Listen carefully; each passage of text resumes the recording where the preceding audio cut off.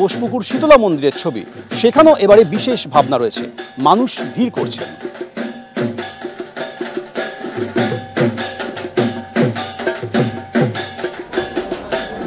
তারা ইতিমধ্যে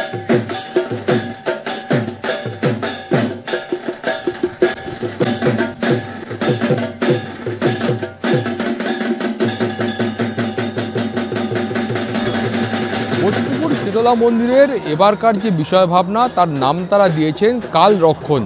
এখন এই মণ্ডপে আসলে বোঝা যাবে যে তাদের এই যে থিম, তার নামকরণ কেন হয়েছে এবং এই নামকরণের বিশেষত্ব কী, এবং সেই নামকরণের প্রেক্ষিতে তারা কোন শিল্পকার্য বা ভাস্কর্য ফুটিয়ে তুলেছেন। মূলত এখানকার বিষয় ভাবনায় এটাই বোঝাবার চেষ্টা হয়েছে যে সময়ের সঙ্গে সঙ্গে বা প্রতিটা সময়ে মানুষ এক এক ধরনের সৃষ্টি তারা তৈরি করেন বা সৃষ্টি তারা গড়ে তোলেন, এবং সেটা যেমন গড়ে তোলাটা একটা বড় বিষয়, তার পাশাপাশি সেই সৃষ্টিকে সংরক্ষণ করা সেটাও কিন্তু একটা অত্যন্ত গুরুত্বপূর্ণ বিষয়। এবং যে মাতৃমূর্তি রয়েছে, সেই মাতৃমূর্তিতে একটা সনাতনী ছোঁয়া রয়েছে। সেখানে দেখা যাবে যে দেবী দুর্গা, তিনি এক হাতে যেমন ত্রিশূল আছে, তার পাশাপাশি তিনি কিন্তু তার হাতে একগোছা ধানও রয়েছে, অর্থাৎ তিনি একদিকে যেমন অশুভ শক্তিকে বিনাশ করার বার্তা দিচ্ছেন, তার পাশাপাশি নতুন সৃষ্টিকে এগিয়ে নিয়ে চলার বা নতুনকে গড়ার যে বার্তা, সেই বার্তাও কিন্তু একই সঙ্গে আছে। ফলে সব মিলিয়ে এই বোসপুকুর শীতলা মন্দিরের এবারকার যে বিষয় ভাবনা, সেটা কিন্তু একটা অনন্য বিষয় ভাবনা, এবং সেই অনন্য বিষয় ভাবনাকে কেন্দ্র করেই আজকে থেকেই কিন্তু এই বোসপুকুর শীতলা মন্দিরের যে মণ্ডপ রয়েছে, সেই মণ্ডপে বহু মানুষ তারা ইতিমধ্যেই ভিড় জমাতে শুরু করেছেন। এবং তুমি দেখতে পাচ্ছ, যেমন যারা প্রতিমা দর্শনের জন্য বেরিয়েছে তারাও যেমন আছেন, সেরকম বহু মানুষ এমন রয়েছে যারা অফিস থেকে ফেরার সময় তারা এই মণ্ডপ দর্শন করে তারপর বাড়ি ফিরছেন। ক্যামেরায় সৌমেন পানের সঙ্গে সৌভিক মজুমদার, এবিপি আনন্দ, কলকাতা। 3 প্রতিনিধি রয়েছেন আমাদের সঙ্গে। বাগবাজার সর্বজনীন থেকে সুকান্ত মুখোপাধ্যায়, হাতিবাগান সর্বজনীন থেকে অনির্বাণ বিশ্বাস এবং বেহালা আদর্শপল্লী থেকে রয়েছেন সৌমিত্র রায়। প্রথমেই বাগবাজার সর্বজনীন। সুকান্ত, বাগবাজার মানেই তো ঐতিহ্যের পুজো, কতটা জমজমাট চতুর্থীর সন্ধ্যায়? একেবারে দেখো, রাত পোহালে কালকে পঞ্চমী এবং বাগবাজার সার্বজনীন মানে কিন্তু সাবেকি পুজো, এবং সেই সাবেকি পুজোতে দেখার জন্য বা বলা চলে যে অনেকে যারা ঠাকুর দেখা শুরু করে তারা কিন্তু উত্তর কলকাতার সবথেকে আগে যে ঠাকুর দেখে শুরু করে সেটা হচ্ছে বাগবাজার সার্বজনীনের প্রতিমা। তোমাকে একবার সরাসরি ছবিটা দেখাবো এই মুহূর্তে, যে আজকে চতুর্থীর সন্ধ্যা, আগামীকাল পঞ্চমী, কিন্তু তার আগে এই ভিড় দেখে বোঝার জন্যই যে এটা অষ্টমী বা নবমী নাকি এটা চতুর্থীর সন্ধ্যা। তুমি দেখতে পাচ্ছ যে মা দুর্গা এখানে রয়েছে, সাবেকি যে তার রূপ, সেই রূপই কিন্তু এখানকার প্রধান ইউএসপি।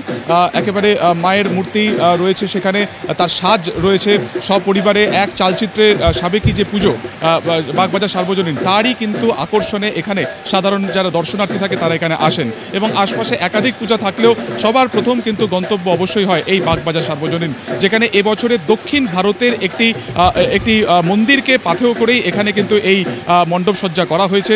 বিগত 1 মাস ধরে যারা শিল্পীরা ছিলেন তারা কিন্তু তিলে তিলে এই মন্দির করেছেন, এবং ভেতরের যে কারুকার্য তুমি দেখছো সেগুলোকে তারা তৈরি করেছেন। এবং অবশ্যই মুভিং যে আলোকসজ্জা আমরা দেখতে পাচ্ছি, উপরে দীপ্ত চক্রবর্তী দেখাবে যে ঝাড়, সেটা হচ্ছে সেই আলোকসজ্জা, তা কিন্তু মুভিং অবস্থায় সেটা কিন্তু ঘুরছে প্রতিনিয়ত। এবং গত কাল থেকে কিন্তু এখানে ভিড় বাড়া শুরু হয়েছে।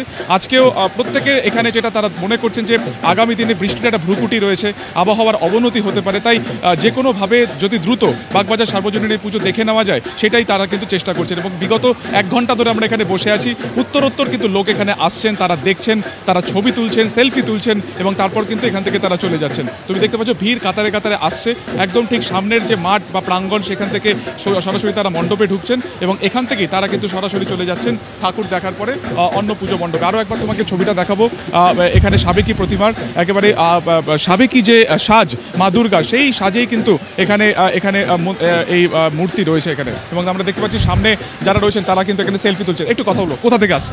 আমি আসি দমদম এয়ারপোর্ট থেকে। আজকে চতুর্থী, পঞ্চমী কাল, সপরিবারে চলে এসেছি? হ্যাঁ, সপরিবার না, বন্ধু বান্ধব নিয়ে এসেছি। এখানে ঠাকুরের ছবিটা একবার দেখানোর চেষ্টা করবেন। সেটা হচ্ছে যে এখন কি মনে হয় এবছর কি সব আগে থেকে ঠাকুর দেখছে এই ওয়েদার খারাপের জন্য? হ্যাঁ, না, ওয়েদার খারাপের জন্য না, আমরা প্রত্যেকবারই মোটামুটি চতুর্থী থেকে আমাদের স্টার্ট হয়ে যায় ঠাকুর দেখা, অনেক বছরই। তার আগে আমরা স্টার্ট করি না, তো চতুর্থী থেকে মোটামুটি স্টার্ট হয়ে যায় আমাদের ঠাকুর দেখা। হোল নাইটের প্ল্যান?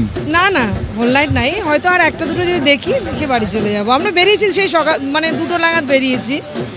কেমন লাগছে ঠাকুর? দারুণ লাগছে। ভিড় কেমন দেখছো? ভিড় ভালোই, কিন্তু এবার আগেরবারের থেকে অনেক কম ভিড় দেখলাম। আগেরবার এর থেকেও বেশি ভিড় ছিল। একেবারেই সুকান্ত, বাগবাজার সর্বজনীনের এক অমোঘ আকর্ষণ, আর সেই অমোঘ আকর্ষণের জন্যই সাধারণ মানুষ প্রত্যেকবার বাগবাজার সর্বজনীনে ছুটে আসেন। তার উপরে তো প্রতিমার সাবেকি রূপ। তুমি আমাদের সঙ্গে থাকো। এবার আপনাদের সরাসরি নিয়ে যাব হাতিবাগান সর্বজনীনে। আমাদের প্রতিনিধি রয়েছে অনির্বাণ বিশ্বাস। অনির্বাণ,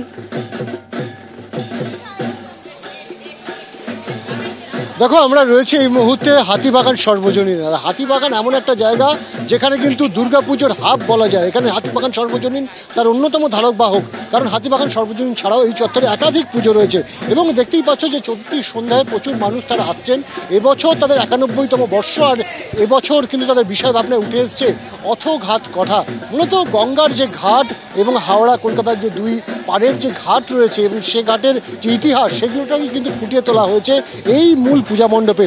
কারণ তাদের উদ্যোক্তাদের যেটা বক্তব্য, যে বারাণসীর একাধিক ঘাট নিয়ে, তার ইতিহাস নিয়ে বারে বারে চর্চা হয়, বারে বারে আলোচনা হয়, কিন্তু কলকাতার ঘাট যার সঙ্গে কিন্তু ইতিহাস একেবারে জড়িয়ে রয়েছে, সেই ঘাট নিয়ে কিন্তু খুব বেশি কথা হয় না।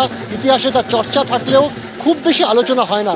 সেই ঘাটকেই কিন্তু তারা সামনে রেখেছেন, যে ঘাট কিন্তু একসময় বাংলার ইতিহাসের কথা বলে, ব্রিটিশ সাম্রাজ্যের কথা বলে, কখনো সেখানে লড়াইয়ের কথা বলে, আবার কখনো এই ঘাট থেকেই কিন্তু মাতৃ প্রতিমার যে রূপ, অর্থাৎ মৃন্ময়ী রূপ, সেই মৃন্ময়ী রূপের ছোঁয়া শুরু হয় এই গঙ্গার মাটি বা গঙ্গার ঘাট থেকে। আবার বিসর্জনও কিন্তু হয় এই গঙ্গার ঘাটে। স্বাভাবিকভাবে এই ঘাট, সেখানে আবাহন থেকে একেবারে বিসর্জন, সমস্তটাই কিন্তু কেন্দ্র করে, অর্থাৎ বলা যায় ভালো যে গঙ্গার ঘাট সেটা কিন্তু একটা গোটা জীবনচক্র রয়েছে গঙ্গার ঘাটকে কেন্দ্র করে। এবং দেখতেই পাচ্ছ আমার ক্যামেরা পার্সন আর প্রভু আমাদের দেখাচ্ছে যে কীভাবে ফুটিয়ে তোলা হয়েছে এই ঘাট কথাকে গোটা পূজা মণ্ডপ জুড়ে। এবং সেখানে তুমি জানো যে ফ্রান্সের শিল্পী এসে নিজে হাতে কিন্তু কাজ করেছেন। এবং এই যে সোনালি সুতোর কাজ দেখতে পাচ্ছ, এটাও কিন্তু ফ্রান্সের শিল্পীর হাতে কাজ। একটা রাজবাড়ির আদলে একটা রূপ দেওয়া হয়েছে পুরনো কলকাতার। এবং একই সঙ্গে কিন্তু এখানকার যে মাতৃ প্রতিমা, থিমের সঙ্গে সাদৃশ্য রেখেই কিন্তু এখানে মাতৃ প্রতিমা তৈরি করা হয়েছে। চতুর্থীর সন্ধ্যেবেলায় প্রচুর মানুষ আসছেন, প্রত্যেকেই তাদের মুঠো ফোনে কিন্তু এই গোটা থিম এবং তার সাথে মাতৃ প্রতিমা এটাকে সব মিলিয়ে এবার হাতিবাগান সর্বজনীন সাধারণ মানুষের দৃষ্টি আকর্ষণ করেছে। তুমি আমাদের সঙ্গে থাকো। বেহালা আদর্শপল্লীতেও প্রচুর মানুষ ভিড় করেছেন, সেখানে আপনারা নিয়ে যাবো। তবে আদর্শপল্লীর খুব কাছেই রয়েছে আরও একটি জনপ্রিয় পুজো, বেহালা নূতন দল। এই নূতন দল পুজো মণ্ডপের ভিতরে এবার একটা বিশাল প্রাসাদের তৈরি করা হয়েছে। ইতিহাস চেতনায় সেরা সম্মান জিতে নিল বেহালা নূতন দল। আমরা দাঁড়িয়ে রয়েছি শিবানী ধামে, খাস কলকাতায়। এটি হচ্ছে থিম এবারের বেহালা নতুন দলের 60তম বর্ষে। তাদের মণ্ডপে ঢুকলেই দেখা যাবে একটা গোটা রাজপ্রাসাদ, আর এটাই হচ্ছে শিবানী ধাম। যে শিবানী ধাম বুন্দেলা আর্ট ও মোঘল আর্টের সংমিশ্রণে তৈরি হয়েছে। তারা পাথর এবং বিভিন্ন ধরনের আর্ট ব্যবহার করেছেন এই মণ্ডপ তৈরি করার জন্য, আর তার সঙ্গে রয়েছেন প্রতিমা। শিবানী কথার আরেক নাম বা শিবানী কথার আরেক অর্থ হচ্ছে পার্বতী। এই অসাধারণ মণ্ডপের জন্য শারদানন্দ 2025 ইতিহাস চেতনায় এবারে সেরা এই বেহালা নতুন দল। তাদের হাতে তুলে দেবো আমরা পুরস্কার। ক্যামেরার সন্দীপ সাধুকার সাথে আবির দত্ত, এবিপি আনন্দ, কলকাতা। এবার আপনাদের নিয়ে যাব বেহালা আদর্শপল্লীতে। রয়েছে আমাদের প্রতিনিধি সৌমিত্র রায়। সৌমিত্র, বেহালা আদর্শপল্লীর পুজো উদ্যোক্তারা প্রত্যেক বছর নতুন নতুন ভাবনা চিন্তা, শিল্পকর্ম নিয়ে সাধারণ মানুষের কাছে উপস্থিত হন। এবার তাদের পুজোর কি বৈশিষ্ট্য?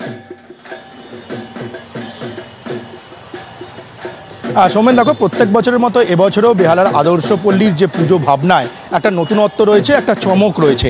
এবারে বেহালা আদর্শপল্লী স্বনামধন্য চিত্র পরিচালক ঋত্বিক ঘটককে ডেডিকেট করে তাদের এই যে চিন্তা ভাবনা, পুজোর যে থিম, সেটা তৈরি করেছে। ঋত্বিক ঘটকের এবারে জন্ম শতবর্ষ রয়েছে, সেই কারণেই পূজা মণ্ডপে ঢোকার পর থেকে গোটা পূজা মণ্ডপ জুড়ে ঋত্বিক ঘটকের যে কালজয়ী যে সমস্ত কাজ রয়েছে, যে কীর্তি রয়েছে, সেই কীর্তিকে এনারা সম্মান জানিয়ে এই পূজা মণ্ডপ তৈরি করেছে। তুমি দেখতেই পাচ্ছ যে একদম ঢোকার পর থেকেই ঋত্বিক ঘটকের একটা ছবি রয়েছে। এবং তারপর এইখানে এবারের যে থিম, সেই থিম হচ্ছে ঋত্বিক ঘটকের যে কালজয়ী সিনেমা মেঘে ঢাকা তারা, সেই মেঘে ঢাকা তারার যে একটি সংলাপ, সেই সংলাপকে পাথেয় করেই এবারে এই থিম রয়েছে।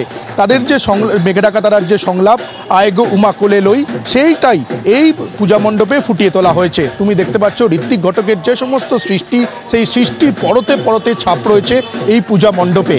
এবারে বেহালার আদর্শপল্লী তাদের ৬৮তম বর্ষে পদার্পণ করলো। পূজা উদ্যোক্তারা যেমনটা বলছেন যে ঋত্বিক ঘটককে কোনোভাবেই বা ঋত্বিক ঘটকের কাজকে কোনোভাবেই ভুলে যাওয়া যায় না, সেই কারণেই এবারের পূজা মণ্ডপ তারা জন্ম শতবর্ষে ঋত্বিক ঘটকের তাদের যে পূজা মণ্ডপে স্মরণ করা হয়েছে ঋত্বিক ঘটককে, ডেডিকেট করেছে, উৎসর্গ করা হয়েছে ঋত্বিক ঘটককে। তোমাকে দেখতে পাচ্ছ আমার ক্যামেরা পার্সন রোজারিও যে ছবি দেখাচ্ছে, প্যান্ডেলের চারিদিকে ঋত্বিক ঘটকের যে বিভিন্ন সংলাপ তার ছাপ যেমন রয়েছে, এবং মেঘেঢাকা সিনেমার তার যে সাজুজ্য রেখেই এই পূজা মণ্ডপ তৈরি করা হয়েছে। এবং পূজা মণ্ডপের ভেতরে তুমি দেখতে পাচ্ছ যে দেশভাগের যে যন্ত্রণা, সেই যন্ত্রণার ছবি এখানে ফুটিয়ে তোলা হয়েছে। এবং দেশভাগের যন্ত্রণার পাশাপাশি অনুপ্রবেশের সমস্যা বর্তমান সময়ে কিভাবে প্রাসঙ্গিক হয়ে উঠেছে সেটাও এই পূজা মণ্ডপে ফুটিয়ে তোলা হয়েছে। এবার তোমাকে যদি আরও একটু এগিয়ে গিয়ে এইখানে যে আরও একটি যে চমক রয়েছে সেটা হচ্ছে এখানকার মাতৃ প্রতিমা। এখানকার যে থিম, বেহালা আদর্শপল্লীর পুজোর যে থিম, সেই থিমের সঙ্গে সাজুজ্য রেখে এখানে মাতৃ প্রতিমা তৈরি করা হয়েছে। মাতৃ প্রতিমাতে চমক হচ্ছে স্বনামধন্য অভিনেত্রী সুপ্রিয়া দেবীর আদলে। একেবারেই সৌমিত্র, অর্থাৎ উত্তর কলকাতা থেকে দক্ষিণ কলকাতা বিভিন্ন পুজো মণ্ডপে একাধিক চমক রয়েছে। পুজো উদ্যোক্তারা নতুন নতুন ভাবনা চিন্তা শিল্পকর্ম নিয়ে উপস্থিত হন। তোমাদের তিনজনকেই ধন্যবাদ।